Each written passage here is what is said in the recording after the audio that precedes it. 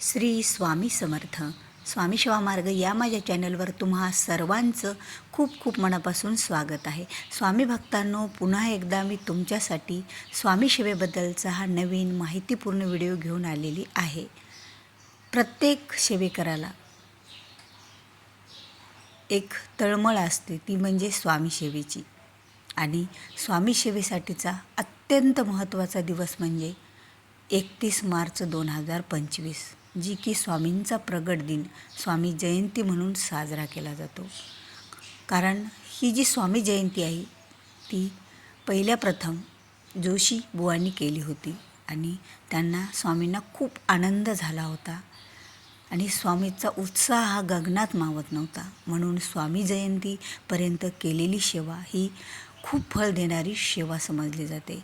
मग या स्वामी जयंतीपर्यंत 31 मार्च 2025पर्यंत आपल्याला एक महत्त्वाची सेवा करायची आहे आणि ही एक प्रार्थना म्हणायची आहे. खरंच या प्रार्थनेतून आपल्याला नशिबात नाही तेही स्वामी देतात, कारण स्वामींना आवडणारी ही प्रार्थना आहे. आणि स्वामी या प्रार्थनेमुळे आपल्यावर भरपूर आशीर्वाद वर्षाव करतात. बघा, आपण सर्वजण स्वामी सेवेकरी आहेत. दररोज 3 अध्याय 11 मळी वाचन करतो, दररोज स्वामीची सेवा करतो, केंद्रात जातो, मठात जातो, आरतीची सेवा रुजू करतो, स्वामींना दररोज घरी नैवेद्य दाखवतो. पण काही असे प्रश्न आहेत ते अद्याप आपल्या जीवनातले सुटलेले नाहीत. अद्याप आपल्याला इच्छा पूर्ण काही झालेल्याच नाहीत आणि काही अडलेली कामे ती अडूनच गेलेली आहेत. जसे की तुमच्या घरात विवाहप्रसंगी असो, मुलांची नोकरी असो, मुलांच्या जॉबविषयीचा प्रश्न असो, तो सुटलेलाच नाही आहे. मुले खूप अभ्यास करत आहेत पण त्यांना जॉब लागत नाही आहे. मुलांना कुठेतरी कुणांचे मुले खूप हट्टीपणा करतात, खूप तापड आहेत, व्यसन आधी झालेले आहेत. जे अनेक आपल्या समस्या आहेत. कुणाचा नवरा दारू पितो, कुणाला काहीतरी व्यसन आहे, वेगळंच काहीतरी व्यसन आहे आणि त्या व्यसनातून आपल्याला मार्ग दिसत नाही. त्यावेळेला खरंच तुम्ही ही प्रार्थना करा. स्वामी तुम्हाला योग्य दिशा दाखवतीलच. तुमच्या इच्छा पूर्ण होण्यासाठी, तुमच्यावरचे संकट दूर होण्यासाठी, तुमच्या अनेक जीवनातल्या ज्या अडचणी आहेत ते सोडवण्यासाठी स्वामींना ही जर प्रार्थना तुम्ही दररोज स्वामी जयंतीपर्यंत करसाल तर खरंच स्वामी तुमच्यावर एवढे प्रसन्न राहतील की स्वामीला तुम्ही ज्या मागितल्या त्या गोष्टी द्यावाच लागते. कारण स्वामींना, स्वामीचा भक्त हा सेवा केलेला खूप आवडतो. त्यातून स्वामीची आवडती ही प्रार्थना आहे. बघा, ज्यावेळेला तुम्ही केंद्रात जाता, ज्यावेळेला तुम्ही एखाद्या मठात जाता, त्यावेळेला हात जोडून एखादी जर प्रार्थना देवासमोर म्हणली, पूर्ण त्या भावाने देवाला आपण समर्पित झालो, त्यांच्यावर सर्व सोडलं, त्यांच्यापुढे हात जोडून डोळे मिटून जर एखादी प्रार्थना केली ना, तर देव लगेच आपल्याला पावत असतो आणि त्या पावण्यातून आपण जे स्वामींना मागणार आहोत ते स्वामी आपल्याला देत असतात. तर स्वामी भक्तांनो, आपल्याला दररोज न चुकता स्वामी जयंतीपर्यंत ही एक प्रार्थना करायची आहे. त्यामुळे स्वामी आपल्याला नशिबात नाही तेही देतील. कारण बघा, स्वामीकडे जर आपण 10 पावले चालत गेलो तर स्वामी आपल्याकडे 100 पावले चालत येत असतात. आणि करता करुता तूच एक स्वामीनाथा, माझ्या ठाई वार्ता मी पणाची नशेची, अशी भावना तुम्ही स्वामीची सेवा करताना करत जा. मी सेवा केली, मी एवढं केलं, मी तेवढं केलं, तरीही स्वामी मला का माझ्या इच्छा पूर्ण करत नाहीत, ही शंका तुम्ही मनात आणू नका. कारण योग्य वेळ आल्यानं स्वामी आपल्याला सर्व काही देत असतात. कारण स्वामी समर्थ आहेत. ते आपल्या सर्व गोष्टींची त्यांना काळजी असते. एकदा का स्वामीने आपला हात पकडला तर स्वामी ते हात सोडत नसतात. पण गरज असते ती फक्त आपल्या सेवेची. कारण एक सेवेचं माध्यम असतं जे स्वामीच्या हातात हात आपला राहत असतो. आपली जी सेवा कमी व्हायला लागली, आपली जर स्वामीवरचा विश्वास कमी व्हायला लागला तर आपणच आपला हात स्वामीच्या हातातून सोडून घेत असतो. पण स्वामी आपला हात एकदा धरलेला कधीच सोडत नसतात. तर अशी एक प्रार्थना आपल्याला करायची आहे. ती प्रार्थना म्हणजे, बघा, तुम्ही सर्वजण जर स्वामी समर्थ केंद्रात जात असाल, आरती करत असाल, आरतीची सेवा रुजू करत असाल, तर आरतीची सेवा झाल्याच्यानंतर एक प्रार्थना, आरती झाल्याच्यानंतर एक प्रार्थना होते बघा, प्रत्येक केंद्रात होते. आणि ती प्रार्थना खरंच एवढी भक्तिमय असते की आपण जणू आपल्या हृदयातले भाव स्वामीपर्यंत पोहोचवत आहोत आणि स्वामी ते ऐकत आहेत, अशी भावना त्यावेळेला आपल्या मनात येत असते.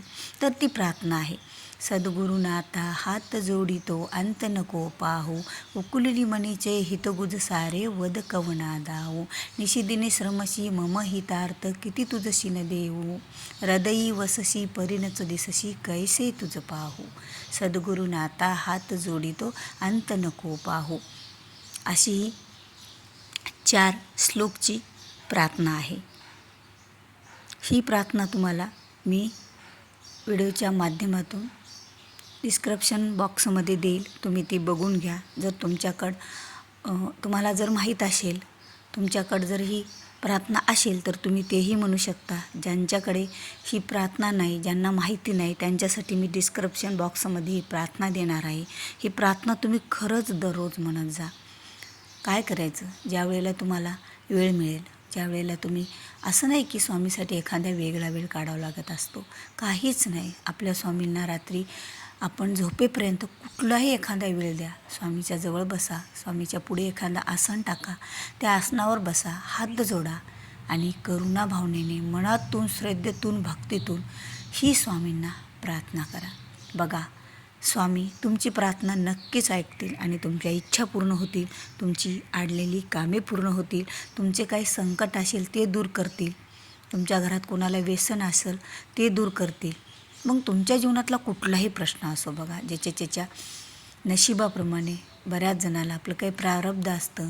या जन्मात आपण खूप चांगलं काम केलं हो, पण कोणत्या जन्मातले कर्म आपल्यासोबत येत असतात आणि त्या कर्मानुसार, त्या प्रारब्धानुसार आपण या जन्मात भोगत असतो. पण स्वामीच्या सेवेने ते भोग कमी होत असतात.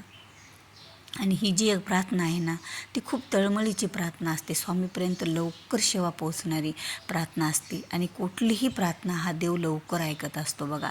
कारण प्रार्थनेत एवढी शक्ती असते की प्रार्थना म्हणताना आपले 2 हात जोडलेले असतात, आपले डोळे मिटलेले असतात आणि आपल्याला बाकी कुठल्याही जगाशी काही संबंध नसतो. नजरेसमोर आपले स्वामी आणि आपण. आणि बोलतानाही मनामध्ये या प्रार्थनेचे शब्द, खरंच या शब्दांनी, आणि तुम्ही जर श्रद्धेनं, भक्तीने ही प्रार्थना म्हणत असाल तर स्वामी खरंच तुमच्या इच्छा पूर्ण करतील. मग ती इच्छा कोणतीही असो, भले तुमच्या घरात मुलामुलींची विवाहसंबंधीची असो, मुलांच्या जॉबसंबंधीची असो, एखादे घर होण्यासाठी संबंधीची असो, किंवा कोणी तुम्हाला काही त्रास देत असेल ती असो, किंवा तुमचं कुठलंही एखादं संकट असेल, एखादं विघ्न असेल, घरात आजारी व्यक्ती असेल, त्यांचा आजार बरा होत नसेल, अशी कुठलीही समस्या असेल, जी असेल ती, त्यासाठी तुम्ही स्वामींना दिवसातून 1 वेळा बसून जरी प्रार्थना केलीत ना, तर स्वामी खरंच तुमचं कल्याण करतील. खरंच या प्रार्थनेमुळे ना खूप सेवेकऱ्यांचं जीवनातले प्रश्न सुटलेले आहेत, त्यांचं जीवन सुरळीत चाललेलं आहे, त्यांना जीवनातल्या अडचणी दूर झालेल्या आहेत, आडलेली कामे पूर्ण झालेली आहेत. कारण स्वामीचा भक्त हा कधीच नाराज राहू शकत नाही. स्वामी त्याला योग्य वेळ आल्याच्यानंतर बरोबर सर्व काही देत असतात. फक्त गरज असते ती योग्य वेळेची. कारण स्वामींना माहीत असतं तुम्हाला कोणती गोष्ट कोणत्या वेळी द्यायची, आणि ती त्यावेळी तर तुमच्यासाठी चांगली असते.